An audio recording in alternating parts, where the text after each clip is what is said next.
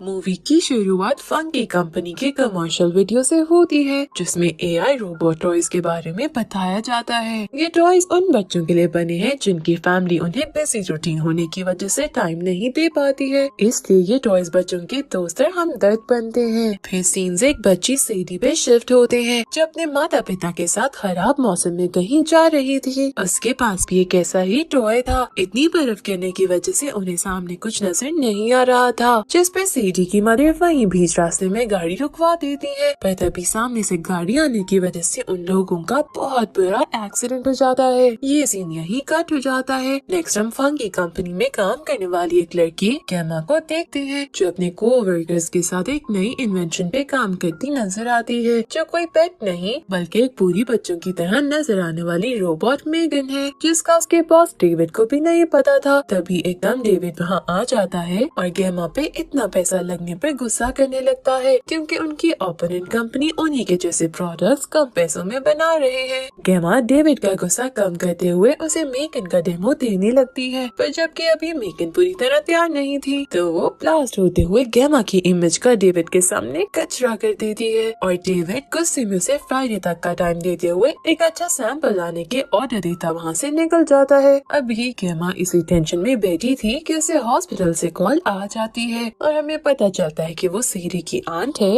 और उस एक्सीडेंट में से सीरी ही बच पाई थी और गेमा के अलावा उसका कोई और रिश्ता न होने की वजह से सीरी की कस्टडी गेमा को दे दी जाती है। ये इन दोनों के लिए एक बहुत ही बड़ा चेंज था, पर अब इसके अलावा कोई और रास्ता न होने की वजह से गेमा सीरी को अपने साथ घर ले आती है जहाँ वो बिल्कुल अकेले रहती थी। पर अब अचानक एक छोटी बच्ची की जिम्मेदारी मिलने पर उसे समझ नहीं आ रहा था कि वो कैसे सब चीजें मैनेज करेगी। फिर भी अपने इमोशंस को साइड पे रखे वो सीरी को घर की फील देने की कोशिश में लग जाती है। तभी रात में सोने से पहले सीरी गेमा को से बेड टाइम स्टोरी सुनाने को कहती है जिसकी मदर उसे रोज सुनाया करती थी, पर गेमा को तो कोई स्टोरी आती ही नहीं थी। फिर भी वो जैसे तैसे सिचुएशन को हैंडल कर लेती है और फिर सीरी को सोने का बोल के वो अपने काम करने चली जाती है, जहाँ पीछे से उसे सीरी के रोने की आवाजें आती हैं जो उसे दुख तो बहुत देती है, पर उसे समझ भी नहीं आता कि वो सीरी को कैसे कन्फ्रंट करे। अगले दिन गेमा अपनी फ्रेंड से इस बारे में बात करती है कि पहले उस पर काम का इतना प्रेशर है और ऊपर से एक बच्ची की जिम्मेदारी वो कैसे पूरी करेगी, वो कुछ समझ नहीं पा रही है। तभी डोर पे बेल होती है और वहाँ कोर्ट की तरफ से भेजी हुई थेरेपिस्ट थी जो गेमा और सीरी का रिलेशनशिप चेक करने आई थी। गेमा की अपनी चीजों और प्रोडक्ट्स के लिए पॉसेसिवनेस उसके लिए थेरेपिस्ट के सामने एक नेगेटिव पॉइंट बनता है। फिर भी वो जितना हो सके सीरी के लिए वेलकमिंग एक्ट करने की कोशिश कर रही थी। सेशन खत्म होने पर थेरेपिस्ट गेमा को बताती है कि सीरी के फादर की फैमिली उसकी कस्टडी लेने को तैयार है और अगर गेमा का यही एटीट्यूड रहा तो उन लोगों को मजबूरन सीरी को उसके पिता की फैमिली को देना होगा। इसलिए अगर गेमा अपनी बहन या उसकी बेटी से प्यार करती है तो जितना जल्दी हो सके सीरी के साथ अपना बॉन्ड स्ट्रॉन्ग करे और इसे नॉर्मल लाइफ की तरफ वापस लेकर आए। थेरेपिस्ट से इतनी एडवाइस मिलने के बावजूद भी गेमा अपनी बिजी रूटीन की वजह से सीरी को बिल्कुल टाइम नहीं दे पाती है और इसी तरह पूरा दिन निकल जाता है, जिस पर सीरी खुद गेमा से बात करने आती है तो गेमा को अपनी गलती का एहसास होता है और वो सीरी से बातें करते हुए उसे अच्छा फील करवाने की कोशिश में लग जाती है। उसी दौरान वो उसे अपना एक रोबोट भी दिखाती है जो उसने कॉलेज टाइम में बनाया था। वो देख के सीरी कहती है कि अगर उसे एक ऐसा टॉय मिल जाए तो उसे और किसी टॉय की कभी जरूरत नहीं पड़ेगी। उसकी ये बात गेमा के दिल को लग जाती है और वो फिर से मेगन पे काम करना शुरू हो जाती है। फाइनली वो डेविड के दिए हुए टाइम में ही मेगन को वापस तैयार कर देती है, जिसके बाद वो डेविड को डेमो देने बुलाती है और इसके सामने वो सीरी को मेगन का मास्टर बनाते हुए टाइम गुजारने का कहती है। मेगन सीरी को इतनी अच्छी कंपनी देती है कि डेविड भी इम्प्रेस होते हुए गेमा के इस प्रोजेक्ट को अप्रूव कर देता है। अब बस उन्हें चेयरमैन को राजी करना है ताकि वो मेगन को पब्लिकली लोगों के सामने ला सके। पर चेयरमैन को मनाने के लिए डेविड गेमा को कहता है कि वो सीरी को भी इस प्रोजेक्ट का हिस्सा बनाए ताकि सीरी मेगन के साथ ज्यादा से ज्यादा टाइम गुजारे और ये लोग सिर्फ एड्स नहीं बल्कि एक एग्जाम्पल के साथ चेयरमैन और भी पब्लिक को इस रोबोट की अहमियत बता सके, जिस पर गेमा मान जाती है। फिर क्या था, एक तरफ गेमा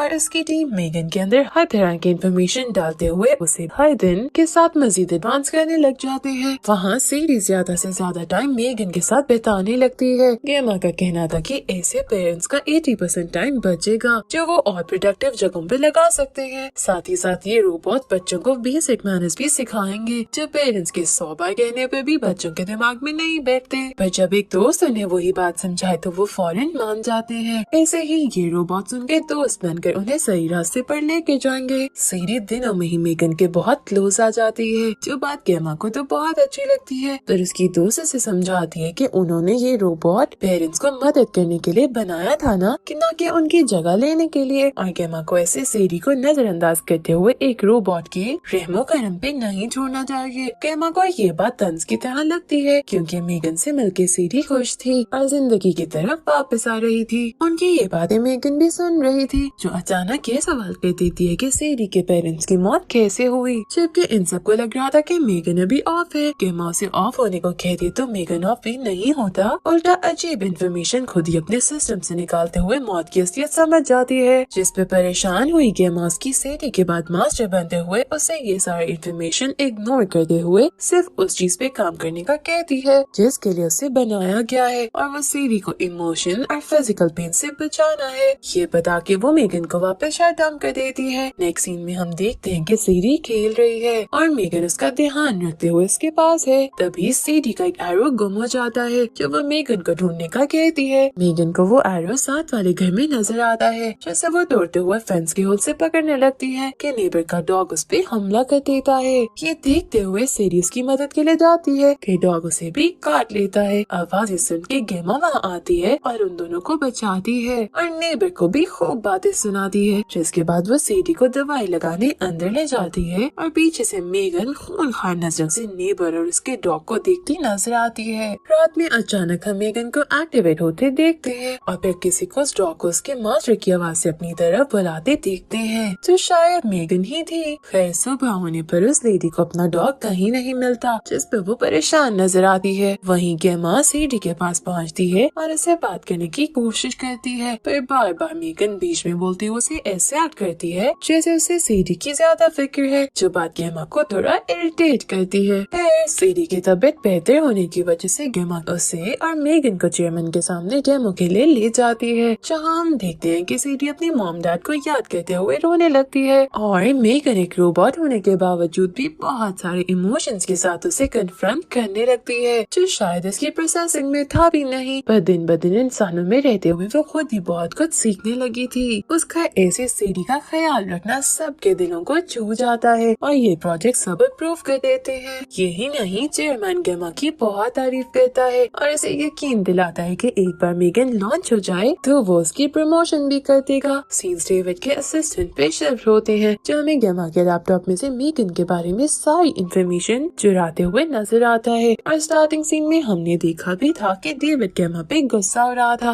कि उनकी ओपोनेंट कंपनी कम बजट में सेम प्रोडक्ट्स बना रही है, तो शायद ये काम डेविड के असिस्टेंट का ही है, जो नमक हरामी करते हुए सारी डिटेल्स उस कंपनी तक पहुंचा रहा है। नेक्स्ट सीन्स में गेमा सीडी से बात करते हुए उसके साथ टाइम गुजारने की कोशिश करती है, पर सीडी को तो उससे बात करने में ज्यादा दिलचस्पी नहीं होती, क्योंकि उसका सारा ध्यान सिर्फ मेगन पे था और गेमा की बहुत कोशिश के बाद भी वो सीडी से 5 मिनट भी सही से बात नहीं कर पाती। फिर थेरेपिस्ट इन्हें ऑब्जर्व करने के लिए गेमा के ऑफिस आ जाती है, जहाँ वो सीडी से बात करने की कोशिश करती है। फिर एक्सीडेंट का दिन याद दिला के वो सीडी को बहुत इमोशनल कर देती है। सीडी को ऐसे हर्ट देख के मेगन एक्टिवेट होते हुए कॉन्वर्सेशन के बीच में आके थेरेपिस्ट को ऐसे सीडी को हर्ट करने से मना करती है, जो देख के थेरेपिस्ट भी हैरान रह जाती है। जिसके बाद वो गेमा को समझाती है कि सीडी को ऐसे रोबोट टॉय के साथ इतना क्लोज होना अच्छा नहीं है, जो भी हो वो एक टॉय है जो एक ना एक दिन उससे छोड़ जाएगा और फिर सीडी का उससे भी बुरा हाल हो जाएगा, जिसके पेरेंट्स के छोड़ के जाने के बाद हुआ था।